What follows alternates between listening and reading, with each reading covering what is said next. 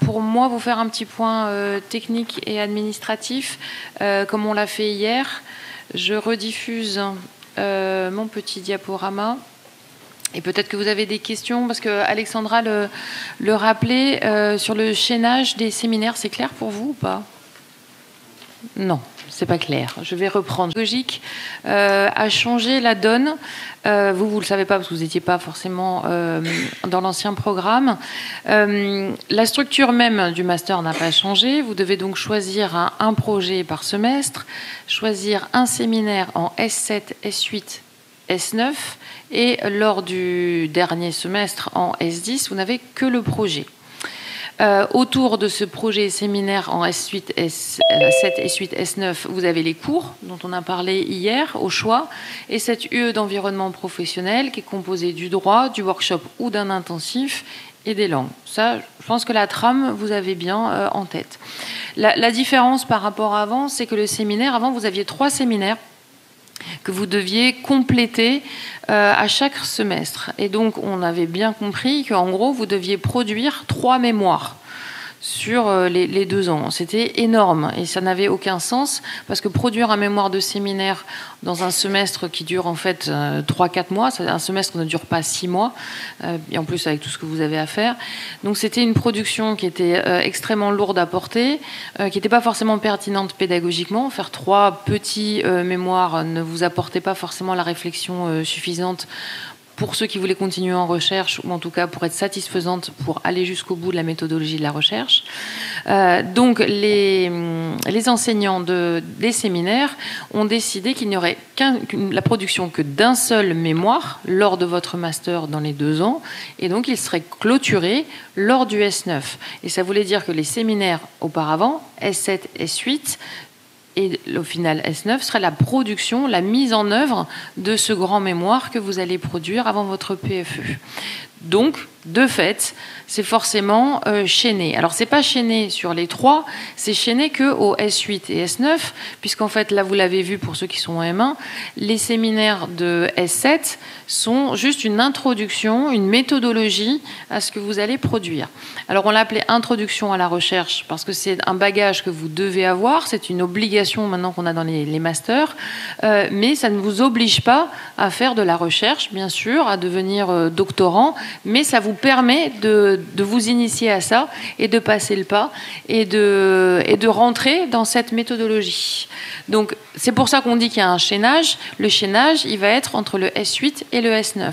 Donc là, les choix que vous allez faire, il faut que vous les fassiez de façon consciente et éclairée. C'est pour ça qu'on prend le temps de cette présentation pour pouvoir savoir ce que vous allez faire là au semestre de printemps, mais aussi la suite que vous allez transcrire en S9. Vous allez faire la production de votre mémoire. D'accord? C'est peut-être plus clair comme ça. Oui. Il y a une question. Il y a une question sur le chat. Mais du coup, comment ça se passe pour les étudiants qui reviennent d'Erasmus en S9 s'ils arrivent au milieu du chaînage? Très bonne question. Quand vous partez en Erasmus, évidemment, on s'est posé la question et on s'est dit, on va avoir à chaque semestre des retours d'étudiants qui n'auront pas le bagage du séminaire précédent. On est parti du principe... Alors, comme rappelait Gilles, c'est pas forcément ce qu'on a défendu, mais il s'avère qu'effectivement, quand vous partez en Erasmus, vous devez trouver un équivalent sur ce séminaire dans vos Learning Agreements. Donc, là où vous partez, vous devez normalement, et c'est la règle, ce que vous devez apprendre ici, vous devez l'apprendre là-bas. Donc, on vous aide. Charlène Manil, qui est votre référente quand vous partez en Erasmus, prend un soin particulier à vérifier dans vos Learning Agreements que vous avez cet apport de recherche du séminaire. Si ce n'est pas le cas, et ça peut arriver sur certaines destinations, on fait en sorte de vous apporter quand même un contenu, on fait du cas par cas, et vos enseignants se sont engagés à vous accompagner, par exemple, quand vous revenez en S9, à vous donner le contenu nécessaire et l'encadrement spécifique. On peut le faire parce que vous serez très peu d'étudiants dans ce cas-là. Ce n'est pas une promo entière où il faut refaire. Donc pour ces cas à la marge, il y aura un encadrement spécifique. Je finis donc ma petite présentation. Ensuite, j'avais les chapeaux. On en a parlé hier. Vous voulez une petite... puisque j'ai Christelle, non? C'est bon pour les chapeaux? C'est tout bon. Normalement, je vous ai tout dit hier. Donc... Le calendrier, je vous le refais. C'est bon, Christelle, merci. Le calendrier pour les séminaires, ça sera donc un peu plus tard. Vous avez largement du temps pour réfléchir à tout ça, puisqu'en fait, on va vous envoyer le lien pour le questionnaire le 14 janvier. Donc je vous rappelle que ce soir ou demain, vous avez votre questionnaire pour les studios, mais on va dès à présent vous envoyer les fiches des séminaires, puisque comme c'est quand même très lié avec le studio, il faut que vous puissiez avoir une réflexion globale. Mais votre choix sera postérieur à celui du studio, puisqu'en fait, pour pouvoir faire un choix définitif et éclairé, il faut que vous sachiez dans quel studio vous avez été accepté. Donc voilà, réfléchissez les deux en même temps, mais votre choix à envoyer à Marie-Christine sur le questionnaire, ça sera pour la date butoir, le 19 janvier. Voilà, donc vous avez un peu plus de temps. La réunion de répartition avec les enseignants aura lieu le 22 janvier, et normalement, le temps que Marie-Christine inscrive tout le monde, d'ici la fin janvier, vous avez votre inscription dans les studios et les séminaires. En même temps que le lien avec les séminaires, on va vous envoyer celui des cours théoriques et des intensifs. Je pense que c'est un choix peut-être un peu plus rapide à faire. Il n'y aura pas de présentation comme on vient de le faire pour les cours théoriques et les intensifs, mais vous aurez un livret qui sera envoyé en même temps. Donc vous aurez les contenus, les fiches, puisqu'en fait ce sont des nouveaux cours et des nouveaux intensifs qui n'existaient pas avant dans l'école. Donc vous avez besoin d'avoir quand même cette présentation un peu plus exhaustive. Qu'est-ce que j'ai d'autre dans mon diapo? Ça, je vous l'ai dit, c'est vos choix. Et la présentation des chapeaux, je vous l'avais donnée hier. Est-ce que vous avez... Bonjour. On attend donc que l'image adéquate arrive. Donc moi, je vais présenter le séminaire Territoire, transition et biorégionalisme. Penser le devenir du littoral méditerranéen à l'heure du nouveau régime climatique. Donc l'équipe enseignante, c'est Xavier Guyot, professeur, Audrey Le Henaf, maître de conférence, et moi-même. Et on travaille sur les problématiques, intervenir dans les territoires fragiles des écosystèmes méditerranéens et repenser le processus de projet face aux incertitudes. Donc l'objectif de ce séminaire, c'est de former les étudiants à la recherche dans le champ du projet urbain et territorial. Donc on travaille à la grande échelle sur des thématiques environnementales contemporaines, en s'appuyant sur divers cadres de pensée, tout particulièrement l'hypothèse du biorégionalisme que devrait présenter mon collègue Xavier Guyot, qui n'est pas là. La réflexion conduite au sein du séminaire fait directement écho au contexte de crise environnementale et écologique que nos sociétés traversent. Ce contexte de crise nous amène à questionner nos modes de vie, nos modalités d'action, et pour la profession d'architecte, de faire projet de l'échelle architecturale à l'échelle urbaine, paysagère ou territoriale.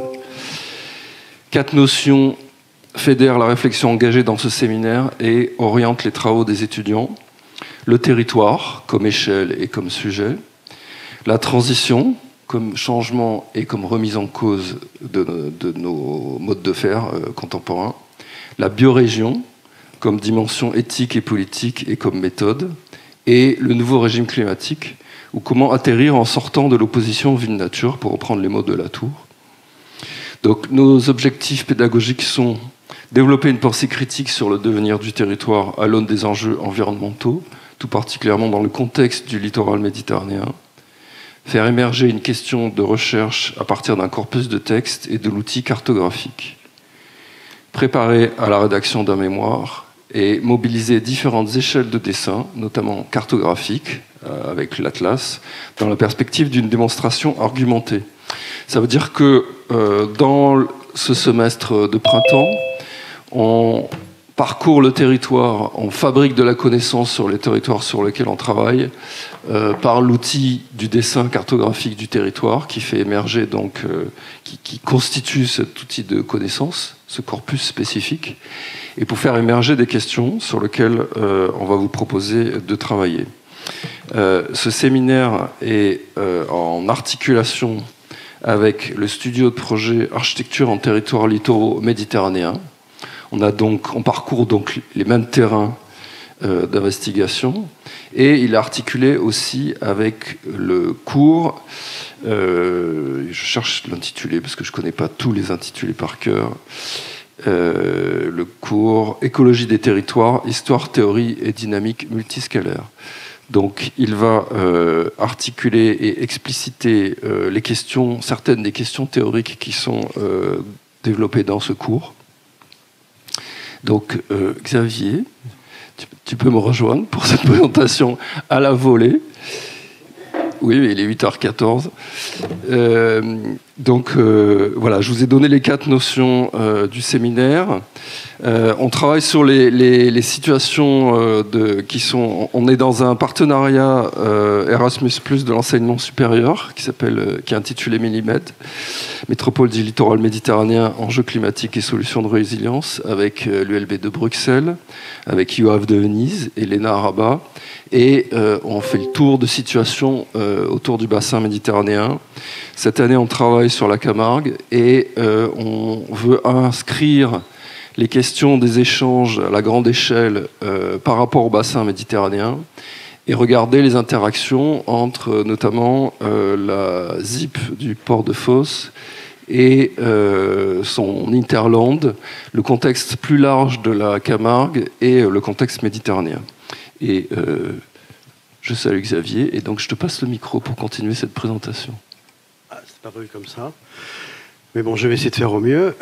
Moi je suis Xavier Guillot, je me présente. Je suis donc professeur dans cette école depuis cette année. Moi personnellement, je me suis beaucoup intéressé aux questions de biorégionalisme et la manière dont cette pensée, ce mouvement, aujourd'hui a fait son œuvre en France et nous convoque donc sur une pensée par le territoire, par les ressources. Et donc, moi, je me suis totalement associé à ce séminaire pour essayer d'y apporter ma contribution dans ce domaine. Et donc, moi, je me réjouis donc, de pouvoir effectivement contribuer à la conduite de mémoire qui pourrait, d'une manière ou d'une autre, saisir ces réflexions sur le territoire méditerranéen. Car je pense que ce sont des réflexions qui sont bien sûr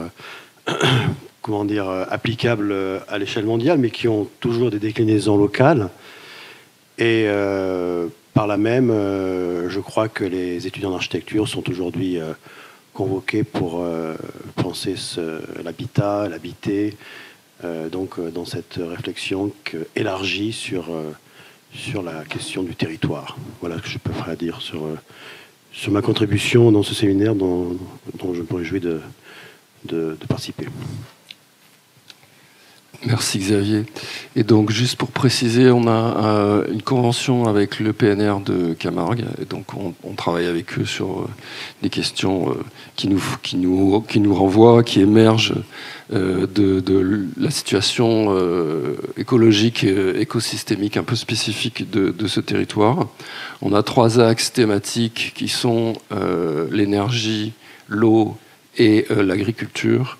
Et donc on les développe à la fois en projet, mais ce sont aussi des axes de travail qu'on souhaite développer dans le cadre du séminaire. Et donc vous l'avez bien compris, ce semestre, c'est une phase exploratoire sur le territoire pour faire émerger des questions sur lesquelles vous allez construire un sujet de recherche qui sera ensuite développé en S9 à l'automne prochain, comme la mise en place, le nouveau programme.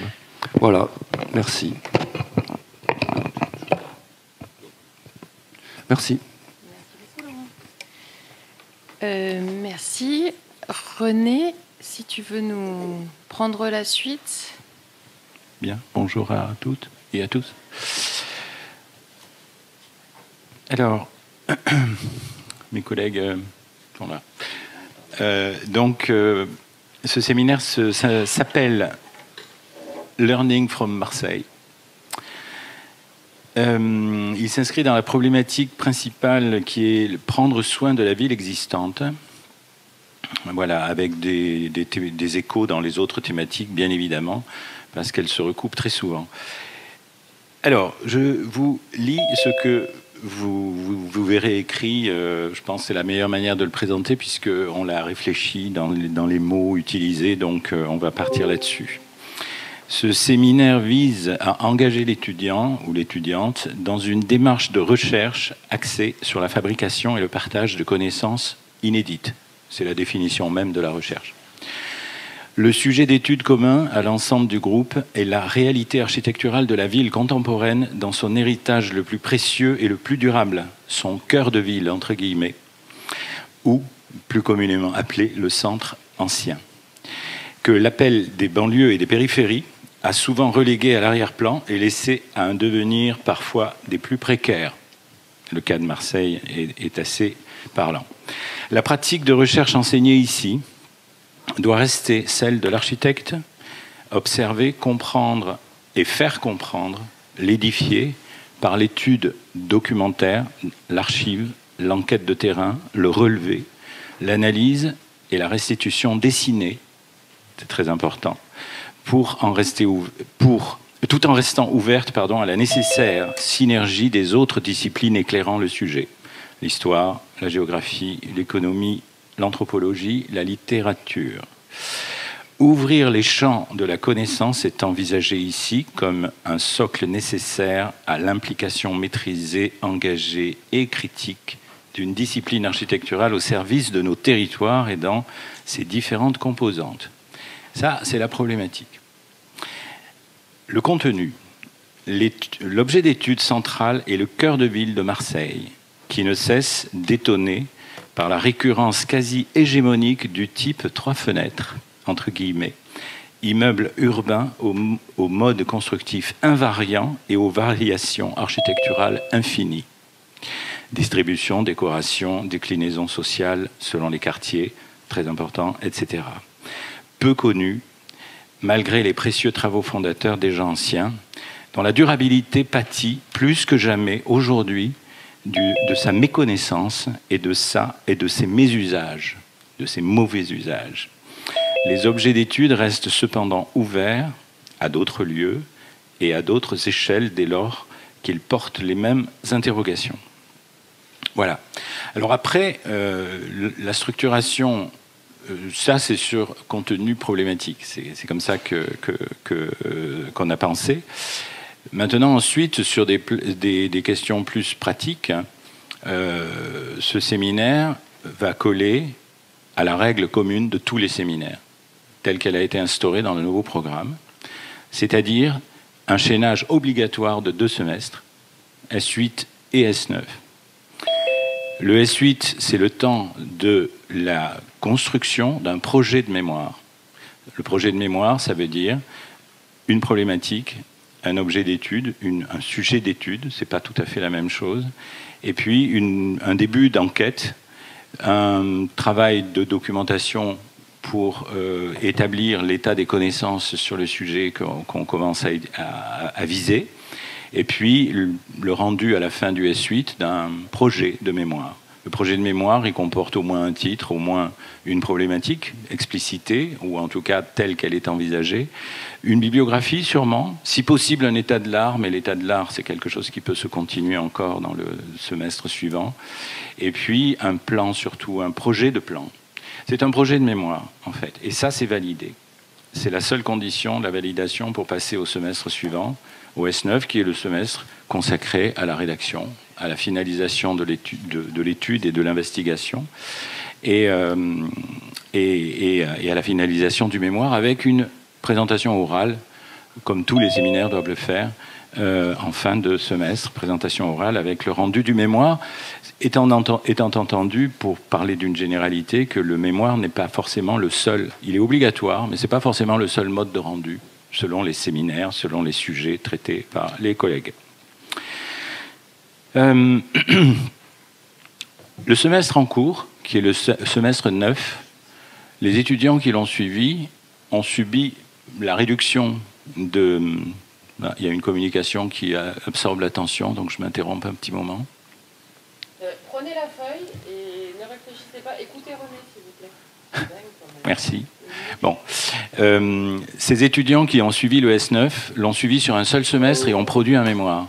Ils sont, pour notre séminaire en tout cas, ils sont déjà rendus et on est étonné par la capacité que les étudiants ont eue à trouver une problématique, à la définir et à rédiger un mémoire. Et dessiner beaucoup en particulier. Bon, voilà. Je passe la parole à mes collègues, si François, Sébastien. François. peut-être juste rappeler, enfin en fait dire comment on s'organise en fait, tout simplement. Je dirais que sur le temps du premier semestre, qui est en fait le S8, donc le semestre de printemps, c'est donc Sébastien Corr et René Boruet qui sont à la manœuvre, c'est-à-dire qui sont là d'une certaine façon pour initier toute la démarche et en comprendre les enjeux. Et puis en S9, René donc continue son périple, donc reste là, et c'est moi qui le rejoins sur le temps du deuxième semestre, dans le temps de cette formalisation de ce mémoire. Voilà. C'était juste pour ajouter. En fait, nous, ce qui nous semble important, c'est effectivement que ces 2 semestres soient chaînés. On travaille dans le cadre d'une équipe pédagogique un peu plus large qui rassemble d'autres enseignants. C'est pas du tout là pour le coup des chaînages de notre point de vue qui sont des chaînages obligatoires. C'est plutôt une proposition pédagogique dans laquelle vous vous reconnaissez, tout ou partie à laquelle nous vous invitons. C'est tout.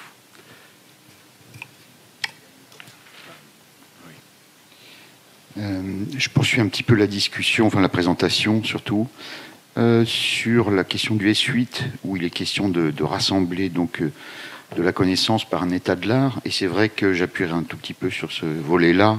Le 3 fenêtres, en fait, c'est la ville ancienne qui nous intéresse, hein, qui est source pour nous de connaissances, d'inspiration, et qui nous apprend parce que c'est quelque chose qui a perduré dans le temps et qui est riche et qui est complexe à comprendre, à saisir. Et donc, c'est bien le 3 fenêtres qui est le symbole de ce maillon de la ville ancienne qui nous intéresse. Il y a eu beaucoup d'investigations, il y a eu quelques écrits, mais en fait, on n'a pas encore du tout fait le tour de ce modèle, on va dire, architectural, de ce type architectural qui a perduré quand même sur plus de 3 siècles, et à tous les niveaux. Et il est pleinement d'actualité, puisqu'il est pointé du doigt, lorsqu'il est fragilisé. Il est d'actualité dès lors qu'on parle d'architecture traditionnelle adaptée à son climat, dès lors qu'on travaille avec des ressources locales, dès lors qu'il est capable, en fait, d'absorber une multitude de facettes stylistiques, de Louis XIV jusqu'à l'Art Nouveau, mais aussi sociales, dès lors qu'il est capable d'intégrer une série de programmes du logement particulier, collectif, de la demeure bourgeoise, etc. Donc c'est cet objet complexe finalement et très riche qui nous intéresse, et il y a plein de volets qui ne sont pas encore investis, tant du point de vue constructif que de la mesure, que de la question de la ventilation adaptée à son climat, etc. Il y a vraiment tout un volet à développer là-dessus, de questions qui n'ont pas encore de réponse. Même les matériaux, le bois, on est dans un port, et pourtant il y a très peu de bois dans le 3 fenêtres. Donc c'est quelque chose de très intéressant qu'on a envie de compléter à travers ce séminaire.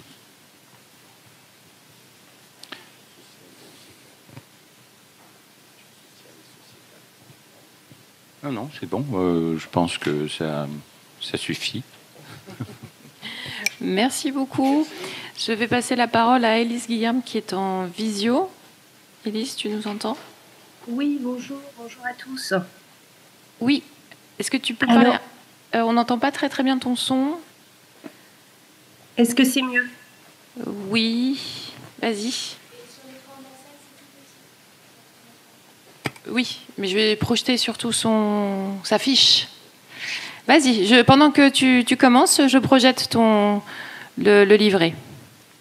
Entendu, merci. Alors bonjour à tous. Donc je vais présenter ce séminaire que j'encadre en lien étroit avec Harold Klinger. Le titre de ce séminaire C'est héritage contemporain récent autour des modernités méridionales des années 1950 aux années 2000, architecte, programme, typologie. C'est un séminaire qui s'inscrit dans le pôle bâti XXe siècle et s'adosse notamment au studio encadré par Harold Klinger qui vous a été présenté hier. De ce point de vue, c'est un séminaire qui répond à différentes problématiques de la nouvelle maquette pédagogique, bien sûr, et en particulier prendre soin de la ville existante, explorer les spécificités des territoires ruraux, intervenir dans des territoires fragiles auprès des écosystèmes méditerranéens. Alors le séminaire s'intéresse tout particulièrement à l'architecture des stations de ski qui ont été construites à partir des années 1960 pour celles que l'on observe dans les Hautes-Alpes autour de différentes stations qui sont examinées dans le contexte de ce séminaire.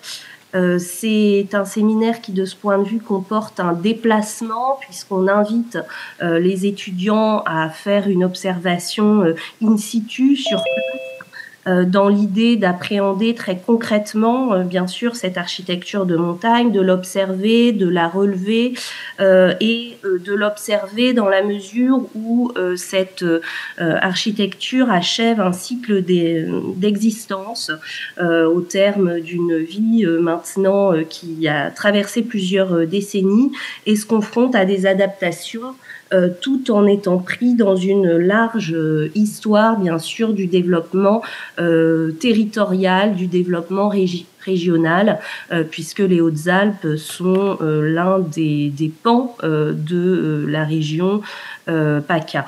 Donc le séminaire a vocation à analyser une opération architecturale qui a été soumise ou qui sera soumise dans les années à venir à des réhabilitations importantes.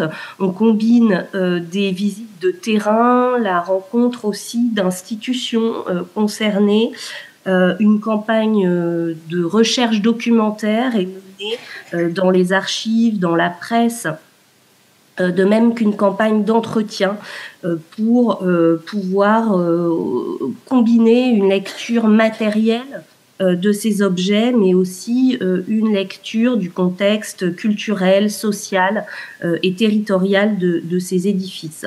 Donc une observation in situ, j'insiste, durant plusieurs jours, qui suppose donc ce déplacement en début de semestre, adossé à des visites, des recherches en archives qui sont menées de front. Donc l'idée, c'est de mener ces recherches ensemble de façon collective, mais aussi d'inciter chaque étudiant à développer une dynamique de recherche qui lui est propre. L'idée, c'est d'initier, bien sûr, à une démarche de recherche, d'acquérir une méthode aussi de travail pour lire, pour enquêter sur des résultats, sur un édifice, en corrélation avec ce qui est abordé en projet notamment, ce qui implique de construire une démarche de recherche, d'élaborer un état de la question, un état de l'art relatif au sujet, de baliser aussi le terrain pour collecter du matériau de recherche, comme je l'ai dit, en allant à la rencontre de témoins, d'acteurs, de praticiens, d'institutions, de sorte de déterminer sa dynamique de recherche. Donc il s'agira dans cette perspective de travaux de recherche personnels articulés autour de problématiques qui se répondent puisqu'on travaille sur des corpus qui sont abordés collectivement dans ce séminaire qui porte donc sur les héritages, corpus qui rejoint cette question des héritages contemporains en proposant une confrontation des points de vue du collectif étudiant et un approfondissement thématique par chacun, tout en s'adossant donc aux questions qui sont soulevées en séminaire.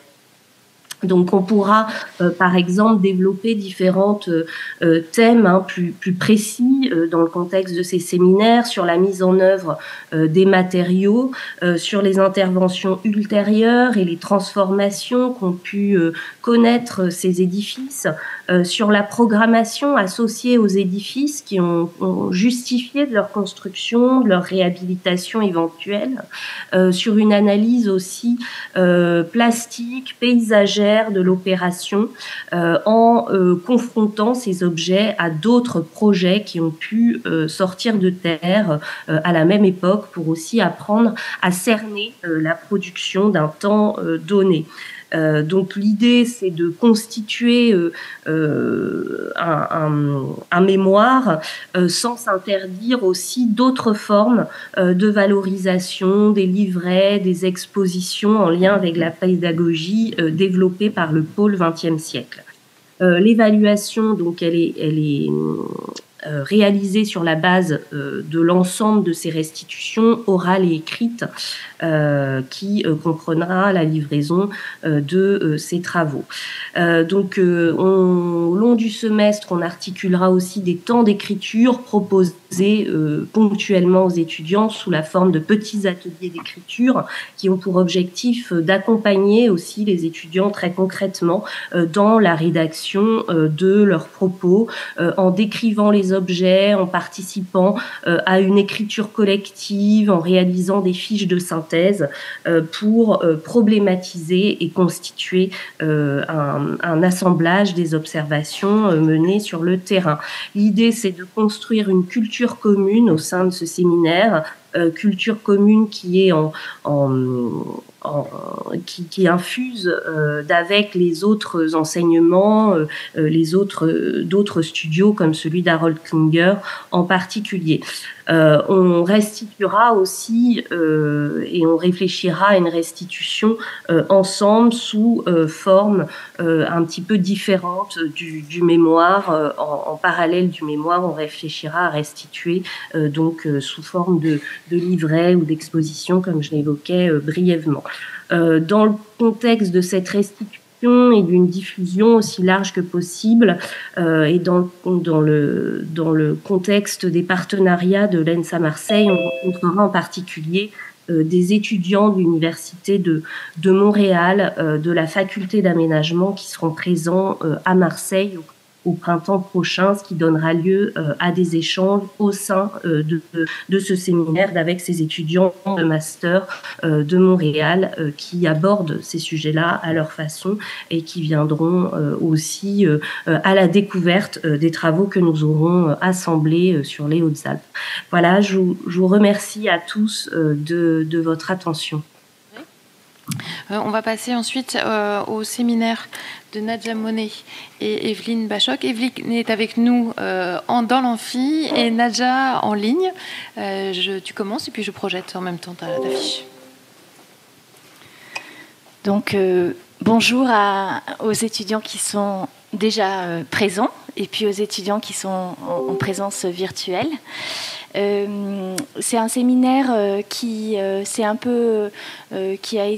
là depuis plusieurs années, mais qui s'est reformulé grâce au nouveau programme et qui s'est reformulé d'une certaine manière en s'appuyant sur vos besoins. Votre travail, c'est-à-dire à partir du projet, comment on peut penser un regard d'habitant sur le territoire qui va vous permettre d'avoir une vision beaucoup plus précise du territoire. Parce qu'en fait, nous considérons qu'un habitant, une habitante, et c'est à prendre au sens large en fait, c'est-à-dire que c'est une personne qui pratique le territoire, c'est une personne qui l'habite, qui le vit au quotidien, a une forme d'expertise et sait sentir et repérer les problématiques du territoire. Donc il s'agit surtout d'apprendre des techniques d'entretien long, et donc de se former à cette technique-là et donc à cette approche de la rencontre. C'est-à-dire que cette rencontre, c'est une forme de décentrement de son point de vue d'architecte pour comprendre le territoire. Donc c'est un travail qui va se faire avec des techniques d'entretien, mais aussi avec des pratiques comme des cartes sensibles, comme tout un ensemble d'expérimentations nourries d'un travail artistique pluridisciplinaire qui va donc permettre à tout le séminaire, dans son travail de dynamique de groupe, d'approcher cette méthodologie de rencontre. Par la suite, donc, après cet entretien long, il va y avoir une forme d'analyse issue des sciences sociales, et sciences humaines et sociales, et qui va se traduire plastiquement parfois, ou par l'écriture, ou par des formes à inventer, qui vont permettre petit à petit de faire naître les problématiques.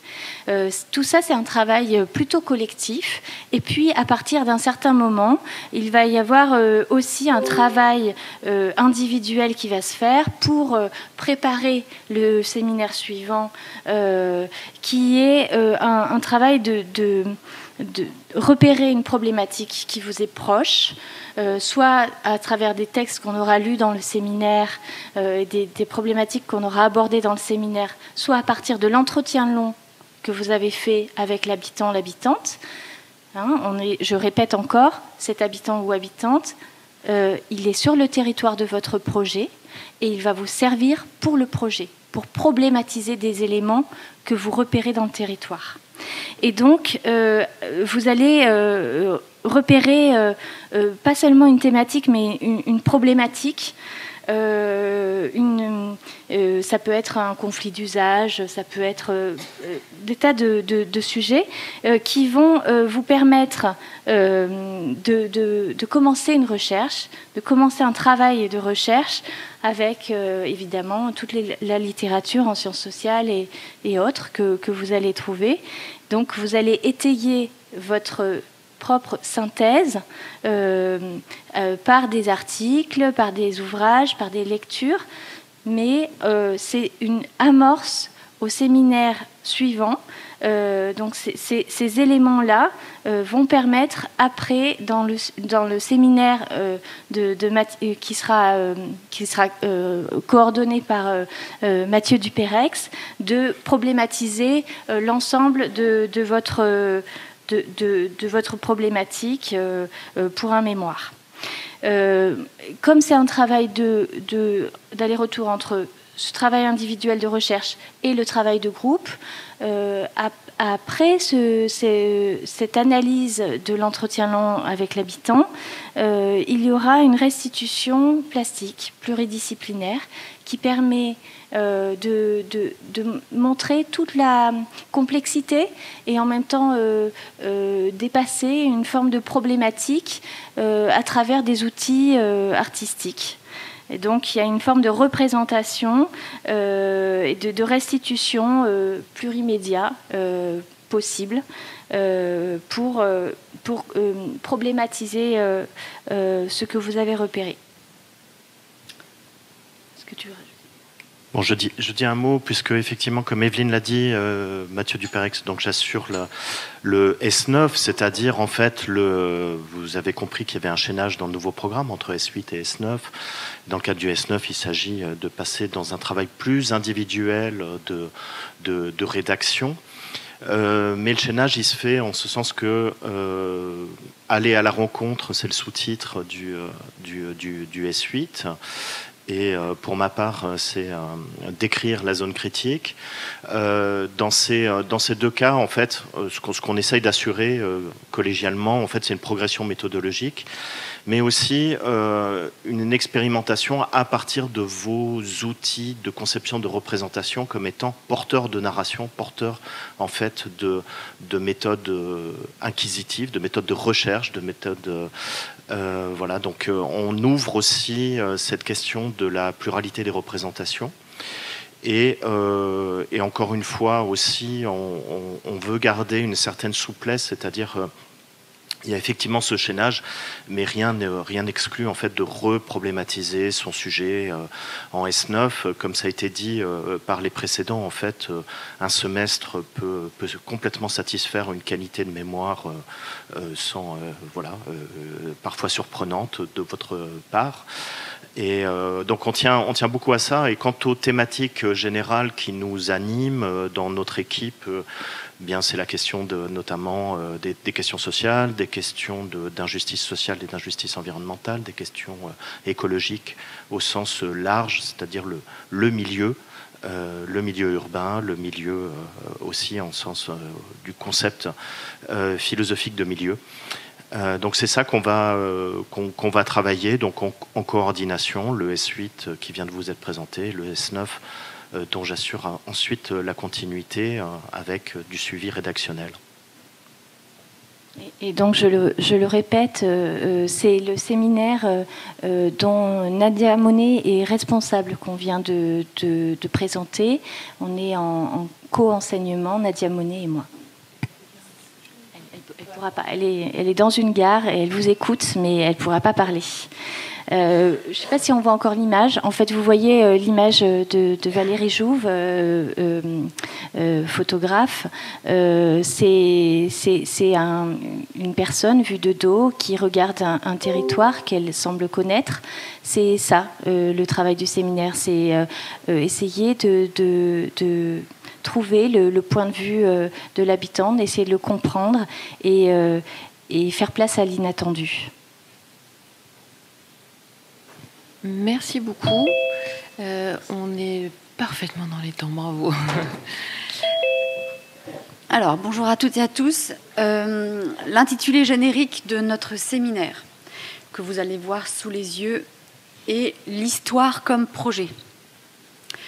Alors, ce titre pour préciser qu'ici, on envisage l'histoire comme un moyen de souligner toujours une orientation vers le futur.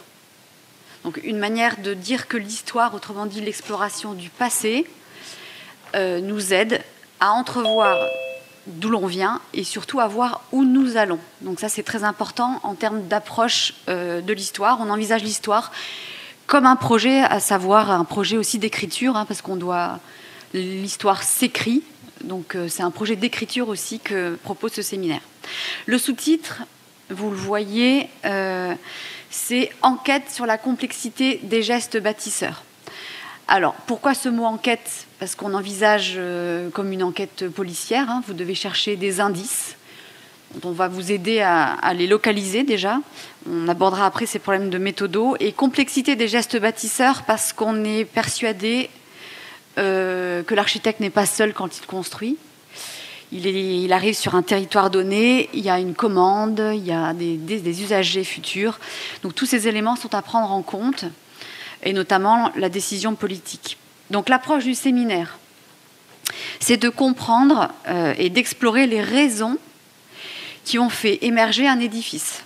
Donc quand je dis les raisons, c'est bien qu'on se positionne en amont de l'objet et on va explorer tout ce qui ne se voit pas derrière les façades ou tout ce qui ne se voit plus derrière un aménagement urbain.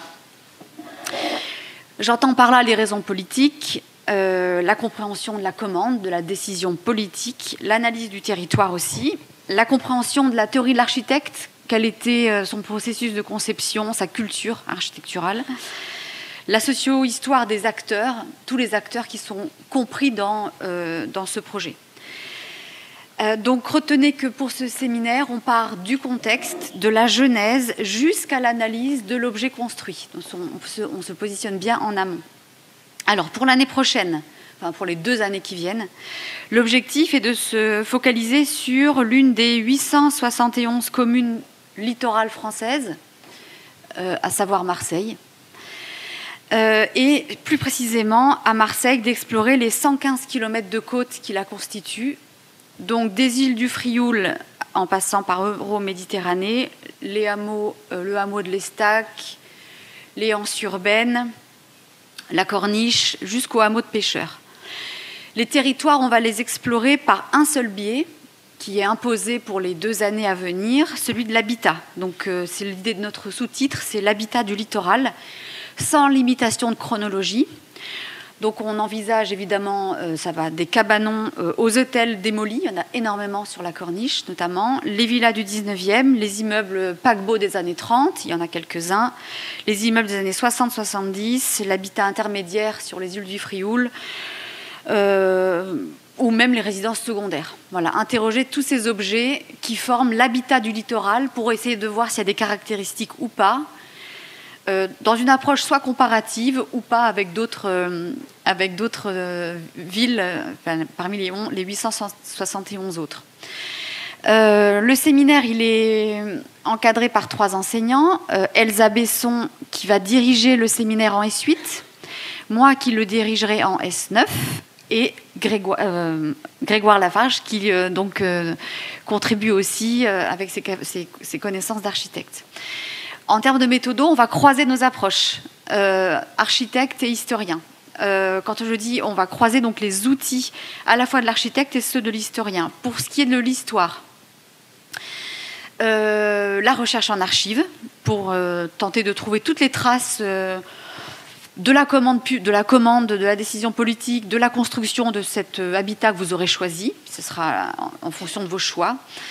La recherche dans la presse aussi, dans les journaux locaux, la lecture bien sûr, des textes, des articles, tout ce que vous pourrez trouver sur votre objet, et les interviews éventuellement d'acteurs, qu'il s'agisse des architectes, certains sont encore vivants, âgés mais encore vivants, et l'architecture par l'arpentage du littoral. Il y aura 1 voire 2 séances où on arpentera le territoire, parce que Grégoire vous accompagnera dans l'analyse dessinée aussi in situ par des croquis.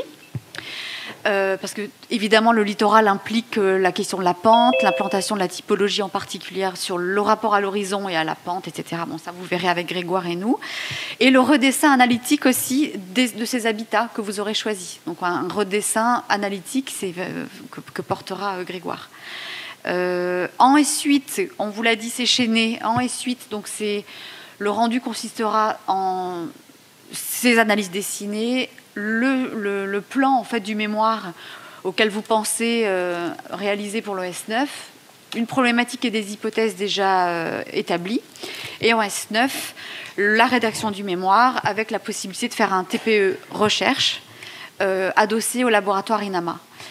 Je laisse Grégoire aborder la question de l'arpentage et du redessin qui fera une grosse partie du S8. Merci Annabella. Donc effectivement, l'approche là qui vous est proposée tient sa singularité justement dans le fait de mener de façon un peu complète la question de la recherche sans occulter la part du dessin comme une façon d'amener aussi une connaissance complémentaire des objets analysés. Donc il y aura eu ce moment de compréhension de ces formes d'habitat en amont de l'arpentage, et l'arpentage permettra de venir compléter cette compréhension des éventuelles modifications, de la lecture justement de ces conditions qui ont permis l'émergence de ces édifices par le regard porté in situ sur ces édifices. Voilà. Bonjour. Donc moi je vais présenter un séminaire. Je vais vous présenter en 2 temps en fait le séminaire. Dans un premier temps, je vais vous parler un peu du contenu pédagogique, et dans un second temps, je reviendrai sur la spécificité de notre équipe enseignante. Donc nous, c'est un séminaire qui s'appelle Les encombrants visibles et invisibles dans le territoire, désencombrer les mémoires, décentrer les imaginaires, déconstruire les rapports à l'espace hérité. Alors, notre idée, c'est de développer une pensée critique sur la ville dont on hérite. Cette notion d'héritage sera mise au travail pour proposer une lecture et une compréhension de la ville contemporaine, prise comme la résultante d'une construction politique, sociale, spatiale. Donc la ville contemporaine n'est pas entendue comme un espace figé, mais comme un espace construit, et il s'agira d'en déconstruire les mécanismes de fabrication. Alors pour ce faire, en fait, on va s'appuyer sur ce qu'on a appelé les encombrants, c'est-à-dire des situations physiques ou morales qui prennent de la place, qui sont gênantes, et ou d'ailleurs, Et ces encombrants, ça peut aller d'un site pollué, ça va aller, vous allez le voir parce qu'on travaille sur les empreintes de la colonisation, à des espaces en fait conflictuels d'un point de vue mémoriel. Ces encombrants en fait sont envisagés comme une manière d'analyser, de déplier, de rendre visible ce qui fabrique les situations construites et habitées quotidiennes dont nous héritons. Ça se veut, entrer par les encombrants se veut une façon de déplacer nos regards, nos cadres de pensée et donc de faire projet aussi. Alors pour cela, nous, notre spécificité, c'est qu'on appréhende une approche intersectionnelle où on va croiser les notions de race, de classe et de genre pour analyser le territoire. Et plus spécifiquement, nous allons travailler donc sur les empreintes de la colonisation dans l'espace urbain. Alors, avec une petite spécificité, on travaille en fait sur les empreintes de la colonisation durant 2 années, donc cette année et l'année prochaine. En fait, quand on parle de colonisation, on parle aussi bien de l'empire colonial français, mais aussi britannique ou ottoman, et les traces qu'on peut en retrouver dans le territoire marseillais, avec quelle visibilisation, quelle conceptualisation, quel enjeu aussi de mémoire. Par exemple, ce semestre, on a une étudiante qui se travaille sur l'escalier de la gare Saint-Charles et les statuts de cet escalier monumental et les manifestations qu'elle... la représentation statuaire des colonies peut donner lieu. Alors ça c'est pour cette année. Pour les années suivantes, en fait, on travaillera sur les mondes souterrains, visibles ou invisibles, et par la suite sur habiter la pollution. On n'y est pas encore. Alors concernant le S8, en fait l'idée c'est vraiment nous de commencer à mettre au travail des outils pour visibiliser justement ces encombrants, qu'ils soient déjà visibles ou invisibles d'ailleurs, par le dessin, le son, la vidéo, l'arpentage de texte, c'est-à-dire des lectures collectives qu'on va discuter ensemble. Alors le S8, il est un peu spécifique puisque l'idée, c'est vraiment de vous initier aussi à des enquêtes de terrain, à une approche sensible du territoire et de ces questions-là, à des modalités plurielles d'écriture des sciences humaines et sociales, mais pas que d'ailleurs, parce qu'on est une équipe pluridisciplinaire, donc Audrey, elle n'aimerait pas trop que je dise ça. Et aussi à vous amener à construire une pensée critique. Donc l'idée du S8, c'est à la fois de construire collectivement une carte augmentée des encombrants, avec des podcasts, des vidéos, de l'axonométrie, du texte, des observations, etc. Puis, à la fin du S8, d'être capable de définir une problématique ou une première question que vous serez amené à travailler en S9 dans le cadre de votre mémoire de TPE. Alors, j'espère que je suis assez claire, c'est le matin. Concernant l'équipe, alors on a une petite spécificité, on est assez pluridisciplinaire. L'équipe, elle est composée donc de moi-même qui travaille plus spécifiquement sur les conflits de mémoire et les manières dont on hérite, notamment avec Mathieu Duperex ici présent, donc en sciences humaines et sociales. Mais l'équipe est également composée d'Audrey Lehenaf, qui est architecte et urbaniste, qui apporte sa compétence d'architecte sur les stratifications urbaines. Ensuite, ce sera surtout en fait Delphine Monrosier, qui est plasticienne, qui sera beaucoup impliquée avec moi-même dans le séminaire, qui travaille vraiment, elle, sur une approche sensible de l'espace en servant des podcasts et des vidéos, et qui est actuellement doctorante. Autre membre de l'équipe, Amel Zerrou, qui est historienne et architecte, qui ausculte la circulation des modèles d'architecture et d'urbanisme en période coloniale et post-coloniale, en étant attentive à renverser la dialectique entre les marges et le centre. Et enfin, Ariana Secconi, qui est anthropologue et qui intervient plus spécifiquement sur la question de la nuit et qui apporte donc un regard spécifique sur la colonisation des rêves.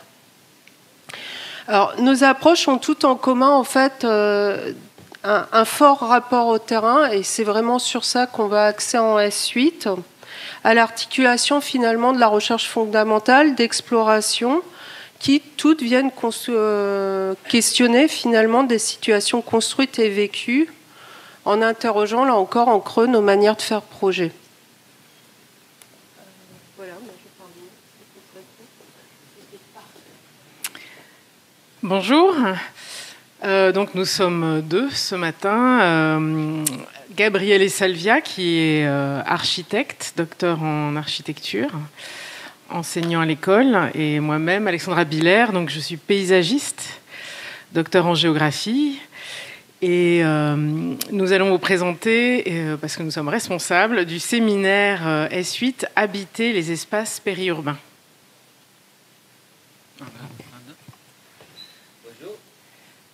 Bonjour. Oui, bonjour, Tikoussen.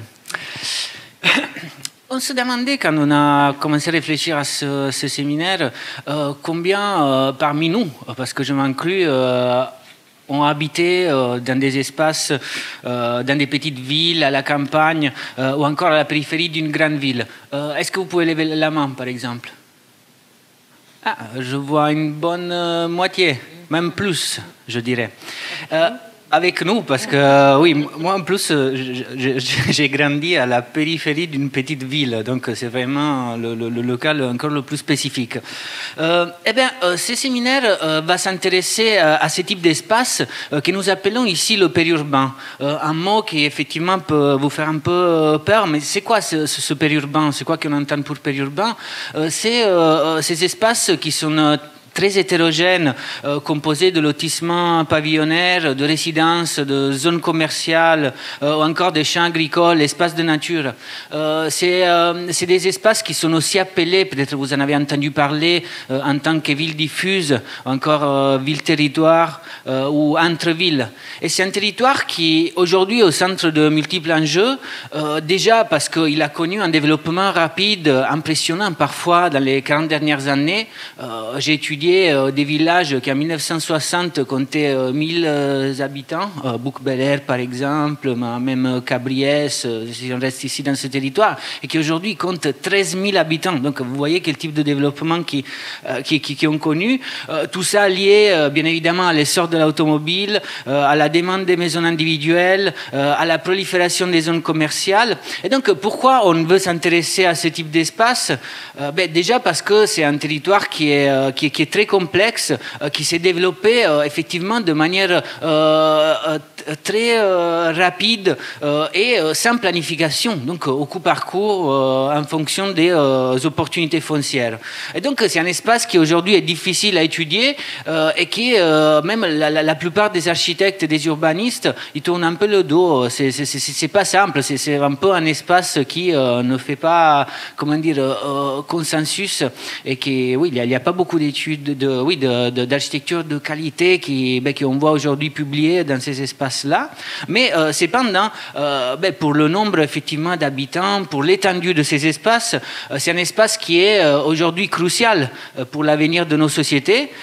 Déjà dans la perspective de transition écologique et sociale auquel nous faisons face, et d'autant plus parce que vous connaissez certainement la loi ZAN, zéro artificialisation nette, qui a été approuvée en 2023, donc l'année dernière, et qui préconise, en fait, qui arrête l'expansion de la ville, notamment sur les terres agricoles, sur les terrains perméables, et donc préconise une réflexion de la ville sur elle-même. Donc c'est un peu dans ce cadre-là qui s'inscrit notre séminaire, et on se pose la question, tout simple, mais en même temps très difficile, de comment faire ville dans ces espaces.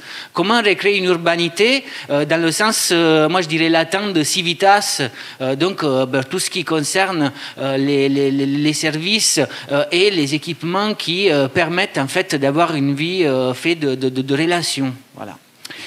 Et donc, dans ce contexte-là, nous avons fait l'hypothèse qu'on pourrait partir par explorer le rôle des espaces publics, donc ces espaces qui devraient faire relation, des espaces à caractère naturel et des équipements publics.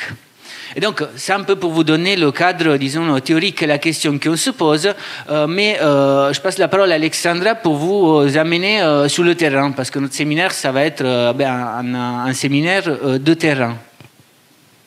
Merci.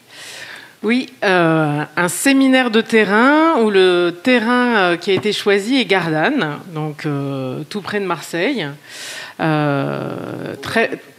Voilà, vous avez des photos de cette petite ville, donc très proche de Marseille, à 20 minutes en bus. C'est une ville industrielle qui s'est très fortement développée ces 30 dernières années, au détriment des espaces agricoles, et qui se développe parce que donc elle est proche de Marseille, en fait elle est aussi proche d'Aix, elle est entre les deux. Elle bénéficie d'une gare SNCF et d'un pôle multimodal qui a été développé ces dernières années, avec le bus, des parkings, des jonctions possibles aussi avec des vélos et des déplacements doux. Donc elle est très attractive et se développe fortement. Donc ce qu'on souhaite voir, c'est comment cette ville, en se développant, en se densifiant, peut être pensée. Gabriel vous disait, ces espaces périurbains, c'est la non-ville, la ville non pensée, non conçue. Nous, on veut voir de quelle manière on peut penser la ville à travers ces espaces publics qui peuvent se développer dans ce périurbain, des espaces publics et des espaces à caractère naturel qui peuvent nous aider à gérer des continuités entre une ville dense et ces espaces naturels. Parce qu'on a dans cette ville donc une présence, et vous le voyez sur la photo, en fait ces contrastes, une présence très significative d'espaces naturels de valeur à côté de ces espaces industriels. Donc, un séminaire de terrain, on va beaucoup sur le terrain, on compte beaucoup sur nos observations de terrain, observation des espaces, observation des usages dans l'espace, rencontre avec des acteurs, absolument tous les acteurs, c'est-à-dire les habitants qu'on peut croiser sur le terrain, avec qui on discute, on échange, on essaye de comprendre quelles sont leurs pratiques, les raisons pour lesquelles ils sont sur le territoire et qu'est-ce qu'ils peuvent en attendre, mais aussi des acteurs institutionnels et associatifs. Donc c'est autant l'agence d'urbanisme, la ville et les associations. Donc en S8, beaucoup de terrain et des éléments pour mettre en forme et spatialiser ce terrain. Donc avec tous les éléments qu'on connaît dans votre formation qui peuvent nous aider à avoir un récit construit, donc des cartographies, des dessins, des schémas, des récits écrits. Et ça va nous amener après en fait vers un S9. Vous savez certainement que le S8 et le S9 sont chaînés maintenant. Donc enfin dans le S8, on arrive sur un canevas avec une problématique qu'on a montée, avec toutes ces données qu'on a eues en rencontrant les acteurs et le terrain, pour après, en S9, mettre en récit avec une production de documents graphiques de synthèse et puis une analyse théorique, un croisement avec des lectures pour écrire un mémoire et rendre visible ce terrain qu'on a fait. Donc les objectifs du séminaire, vous voyez, ils sont vraiment très très ancrés dans le réel, ce que le terrain nous apporte, qui nous fait développer une problématique à laquelle on va répondre. On est d'ailleurs une équipe pluridisciplinaire qui mène ce séminaire pour pouvoir répondre en fait à presque toutes les questions que se pose cette investigation de terrain. Donc Gabriel est architecte, il a fait une thèse, il est enseignant et il a une agence. Et avec nous aussi Rémi Junquera, qui est architecte, qui est sorti de l'école, de notre école aussi il y a 7-8 ans, qui a travaillé en agence, a fait aussi un doctorat d'architecture en CIFRE, qui est plutôt architecte versant urbaniste, qui s'occupe aussi, dans sa thèse, il a travaillé sur l'agriculture et le logement en ville. Et moi, je suis paysagiste, vous me connaissez parce que vous m'avez eu en licence. Donc cette pluridisciplinarité nous permet une certaine ouverture, mais aussi une vision prospective des choses, parce qu'évidemment, ces séminaires d'initiation à la recherche, ils sont là pour amener des éléments qui peuvent nous aider à préfigurer la ville du futur. On est tous les trois au laboratoire Project, qui travaille sur le lien recherche et projet. Donc cette vision prospective d'un avenir de la ville nous tient à cœur, et on espère qu'on pourra penser ensemble cette ville diffuse, pas toujours pensée. J'ai oublié quelque chose? Non, tout va bien? Vous avez des questions? Je passe le micro maintenant à Jérôme Guénaud, qui va vous présenter le séminaire.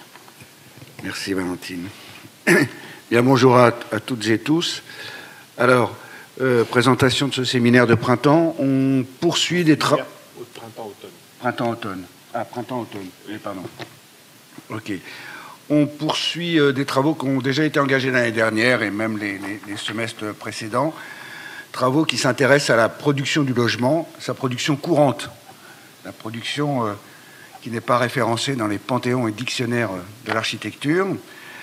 C'est un travail donc de documentation, d'analyse, un travail qui recense donc un certain nombre de la production courante. Alors on s'est appuyé pour constituer ce corpus sur les 20 dernières années de production Euroméditerranée, de production de logements Euroméditerranée. Et donc on fait un travail d'investigation, de comparaison et d'analyse, alors bien sûr évidemment aussi avec la production savante, pour constituer ce qu'on a appelé un observatoire du logement. Un observatoire du logement en région PACA, donc à travers plusieurs items qui sont ceux qui agitent les questions contemporaines aujourd'hui dans les débats sur l'architecture. Alors, encore une fois, je ne sais pas si ça avait été dit précédemment, puisque tu as parlé de chaînage, on lit très fortement séminaires et ateliers de projet. Les ateliers de projet sont le moment de vérification et test des hypothèses qui ont été émises dans les analyses en séminaire. Donc on encourage vivement à ce que les gens qui s'inscrivent dans notre séminaire s'inscrivent aussi dans les ateliers de projet de l'équipe de cet observatoire du logement.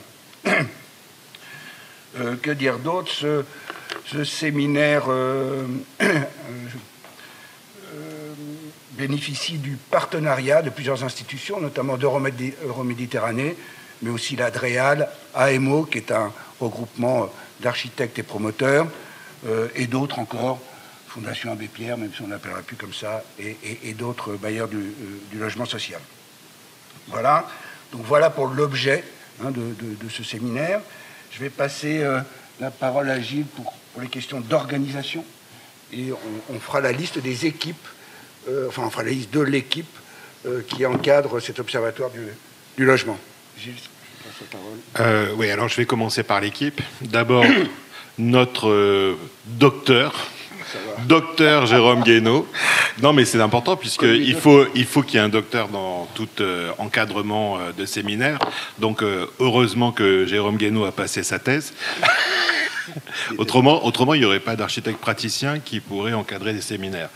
Parce que la particularité de notre équipe, entre autres, c'est que nous sommes 6 praticiens, en fait, à encadrer. Donc, nous avons nous portons l'espoir que la recherche puisse être portée par des architectes et que l'objet de la recherche soit l'architecture et que cette recherche en architecture soit faite par des praticiens de l'architecture.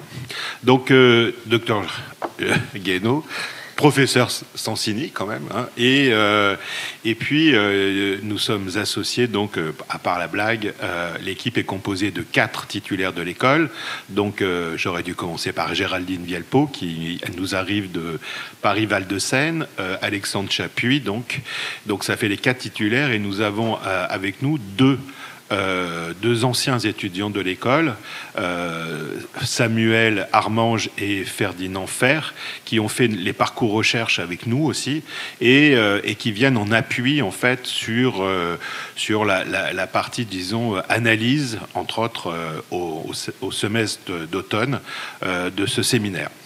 Donc en fait vous avez 6 enseignants en fait qui s'organisent. En fait, on s'organise d'une manière assez simple.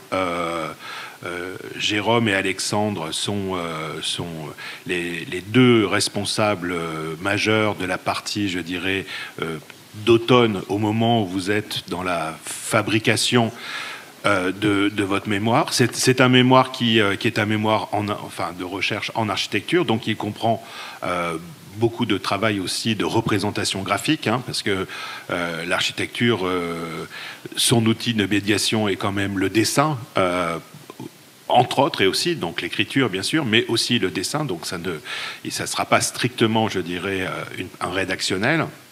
Et Géraldine et moi, on sera plutôt leader sur la partie de printemps, où on travaillera à ce moment-là sur le travail documentaire en fait et l'élaboration des problématiques. Évidemment, on le fera en bonne intelligence, évidemment, avec Alexandre et Jérôme. L'objet d'étude de ce première partie, parce qu'on l'a imaginé sur 4 ans, donc les objets vont changer aussi, les objets d'analyse vont changer aussi au fur et à mesure. Aujourd'hui, on a une convention avec Euroméditerranée. Euroméditerranée, c'est sûrement le plus gros producteur de logements de la région de ces 20 dernières années. Et en fait, ils ont Euroméditerranée, on a une convention avec eux de travail, parce qu'en fait, ils n'ont jamais dressé le bilan de leur production. Donc les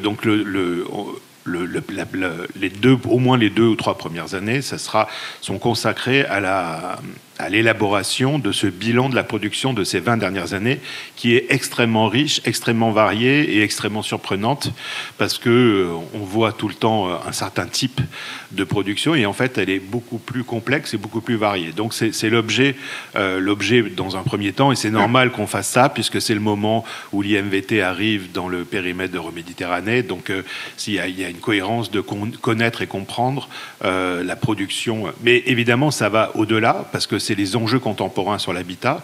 Il faut savoir que les enjeux dans notre région sont énorme. On a un déficit de production hyper important. Tout est en train de changer dans la production du logement. Donc autant sur les types que sur les modes constructifs, que sur les enjeux sur la ventilation, que sur les enjeux sur les modes de production du logement. Donc c'est ça qu'on va regarder, et à travers donc le travail de recensement documentaire et d'analyse au printemps. Et puis après, vous trouverez des sujets. Après ce travail-là, vous élaborerez, je dirais, une trame, un plan, et puis après vous rentrerez dans une production. Voilà. Tu vois autre chose à rajouter, Jérôme? Oui, sur la question du travail. Donc il y a la constitution d'un corpus, quand on a commencé déjà, encore une fois, à constituer depuis une bonne année. Donc il y a ce travail de corpus à constituer, à poursuivre. Mais ce corpus, c'est pas que simplement des plans et le relevé des bâtiments produits dans le cadre de Remède. C'est aussi le dit de nombreux acteurs du logement. Donc on a commencé notamment cette année à recevoir de façon quasi hebdomadaire un certain nombre d'acteurs du logement, donc bailleurs sociaux, responsables d'office, responsables du logement à la métropole et ailleurs. Bref, un certain nombre ingénieurs, etc. Bureau d'études techniques, effectivement. Donc un certain nombre de dits qui ont été collectés et dont les étudiants sont chargés de faire à la fois le montage et la restitution. Donc le mémoire, c'est un travail, je vais dire, qui prend plusieurs formes. Il n'y a pas que la forme écrite, il y a aussi évidemment la forme dessinée, mais aussi il peut y avoir la forme de restitution par montage vidéo des captations qui ont été faites de l'ensemble des entretiens qui se poursuivront donc pendant ces séminaires d'automne et de printemps prochains. Un dernier mot sur la question des attendus aussi de ce séminaire. Ça fait plusieurs années qu'avec Gilles et Alex, on s'attache à ce que votre travail soit à la fois capitalisé, il reste comme ça dans l'école et il peut être utilisé par des chercheurs futurs qui s'intéressent à la question du logement. On s'attache toujours à produire un catalogue du travail qui a été réalisé dans le cadre de ces séminaires et ateliers, catalogue et exposition. Il y a une exposition qui est prévue septembre prochain, donc sur cet observateur du logement qu'on a initié depuis donc l'année dernière. Exact. Voilà. C'est un travail important parce qu'à la fois c'est un travail de capitalisation, de mise en ordre des données, et puis c'est un travail que vous pouvez montrer et revendiquer ultérieurement dans votre parcours professionnel ou au début de votre parcours professionnel. Autre chose? Non. Vous avez des questions peut-être?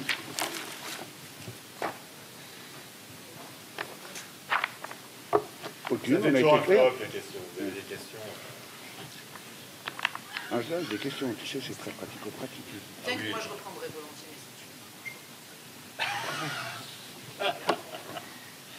autorise. On vous inscrit. Ok, il n'y a pas de questions sur le messagerie. Et du coup, comment ça se passe? Ah non, ça c'est la question d'avant. Bon, bah... Comment ça se passe? Comment tu sais comment ça va se passer? Non, mais c'est passé la question qui était marquée. Ah oui, ça c'est bon, j'ai répondu. C'était clair alors? C'était parfait, c'était concis, précis, impeccable.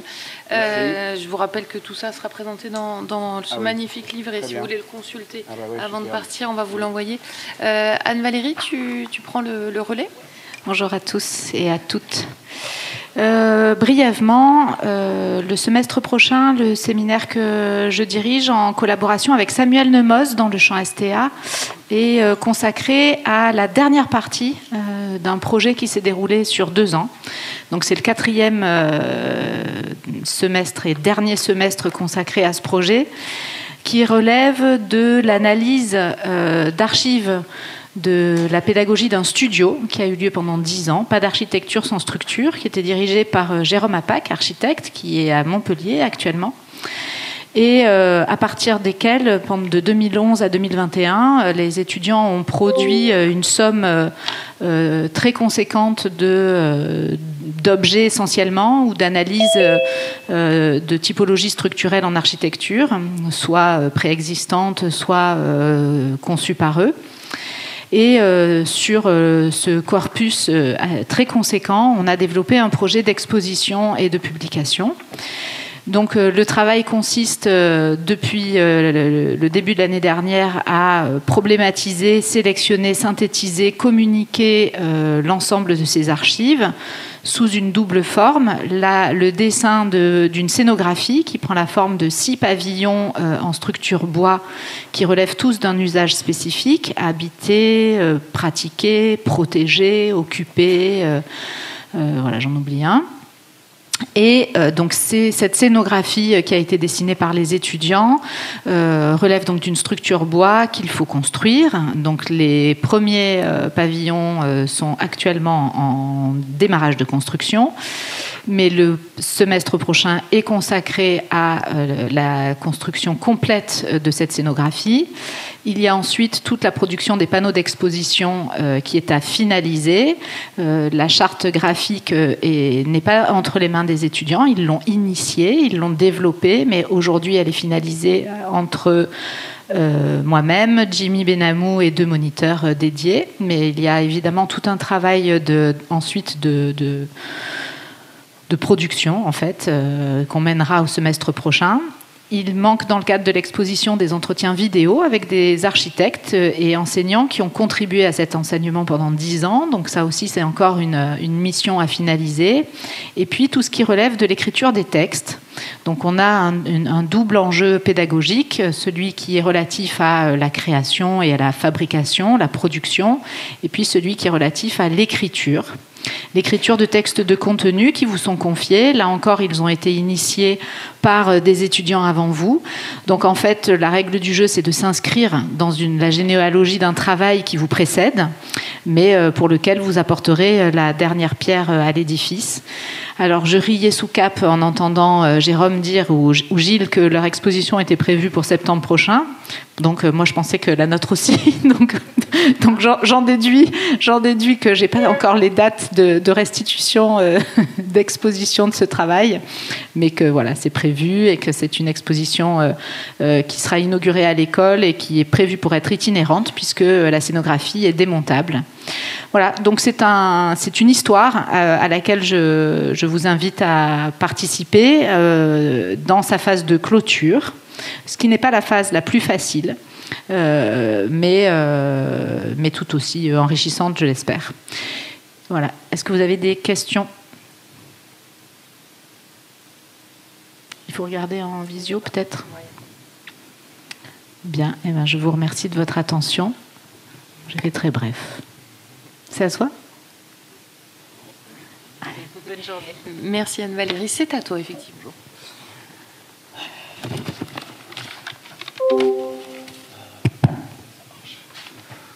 Bonjour à toutes et à tous.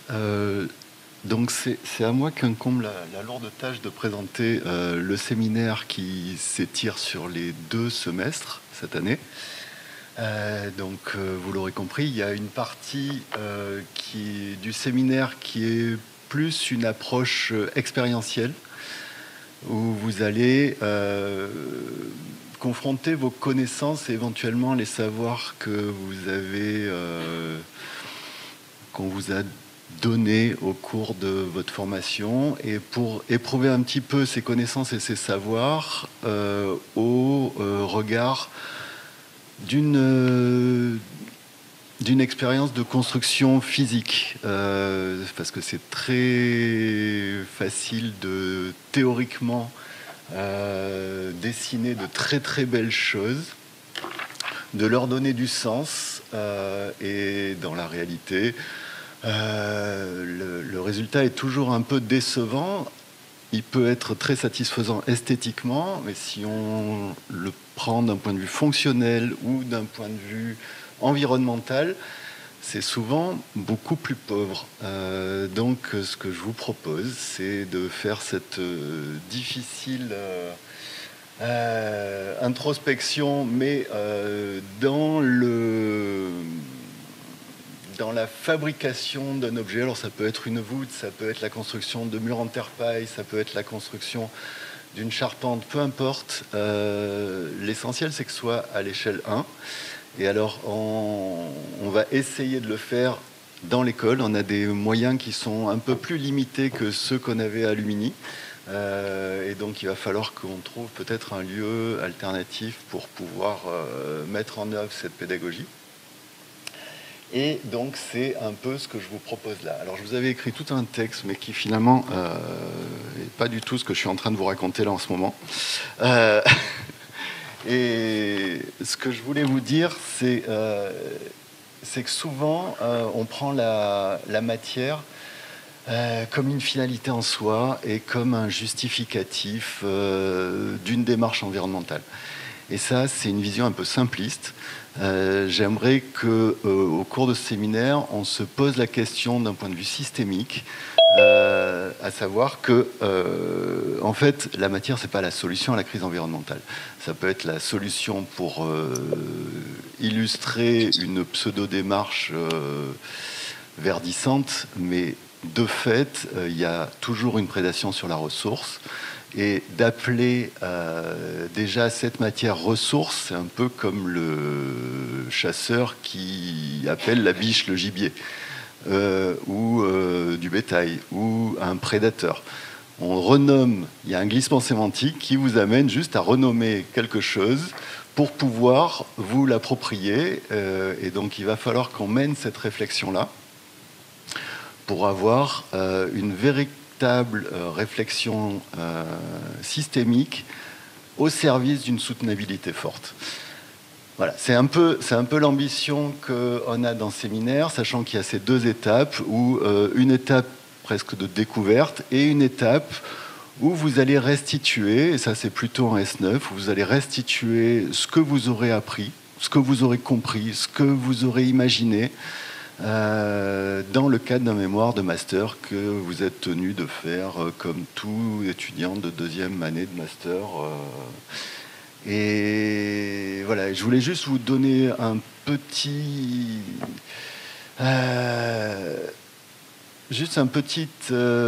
avis personnel. Vous ne serez pas toutes et tous chercheurs, c'est pas vrai. La plupart d'entre vous sont architectes, d'autres feront d'autres choses.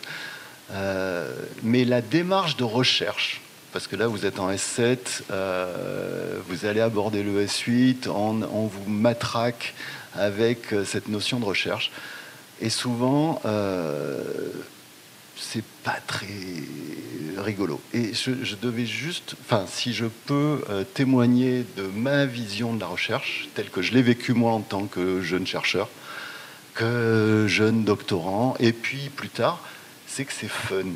Enfin, il y a quand même quelque chose où on peut prendre du plaisir à ça. Et si vous ne prenez pas du plaisir, vous serez peut-être des chercheurs, vous ne serez jamais des découvreurs, vous n'allez jamais forcément créer de la connaissance, et surtout pas pour vous et encore moins pour le monde. Donc, à un moment donné, essayez de garder fraîche en vous cette curiosité, peu importe que vous fassiez ce séminaire ou pas, c'est pas le sujet. Mais vu que vous êtes censés être tous en cours aujourd'hui, puisque c'est un cours de S7, c'est juste ce que je voulais vous dire. Quel que soit votre sujet de recherche, essayez de prendre un sujet de recherche qui vous porte et qui vous fasse vibrer. Et ça, c'est ce qui fera que vous serez des êtres curieux et créatifs. Voilà, c'est tout ce que j'ai à dire là-dessus. Si vous avez des questions, je suis là pour y répondre. Maintenant ou plus tard. Ah ben, à partir du moment, là par exemple, je peux vous donner des exemples de ce qu'on faisait. Alors l'an dernier, ça a été un peu particulier parce que c'était le pavillon des JO, donc on a travaillé à mi-chemin entre le pavillon des JO et on a partagé des enseignements aussi avec Antoine Quillian, donc on a construit une voûte en Adobe, enfin des choses comme ça qui permettent d'appréhender un peu la matière. Ce qu'on faisait en général les années précédentes et à Lumini, c'est d'explorer alors, au travers de construction en terre-paille et d'une certification qui s'appelle la certification ProPaille, qui vous oblige à rentrer dans le détail de procédés constructifs et qui va jusqu'à la ruine d'ailleurs de ce procédé et de voir comment il évolue avec le temps et de voir quelles sont les règles de l'art qui amène à construire ces éléments pour qu'ils soient pérennes. Je ne parle pas durable. Hein. Le choix de la terre, de la paille, du bois, alors il y a une conviction là-dessus, mais c'est principalement pour avoir une pédagogie expérientielle qui soit à faible impact. C'est-à-dire que la terre, si elle n'est pas additivée, vous pouvez l'utiliser à l'infini. La paille, c'est un très faible impact carbone et ça peut se composter et c'est réutilisable.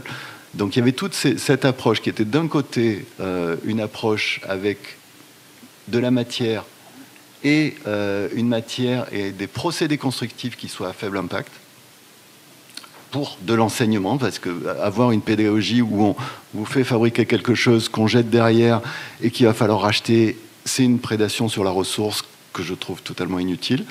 Et ensuite, pour répondre à ta question, est-ce qu'on regarde des problématiques de thermique, d'aérolique, de résistance des matériaux ? Oui, bien sûr, selon vos envies. C'est-à-dire que ce séminaire, il se construit aussi avec vos envies personnelles. On a cette chance inouïe d'avoir cette souplesse, de faire de ce temps-là un peu ce qu'on veut.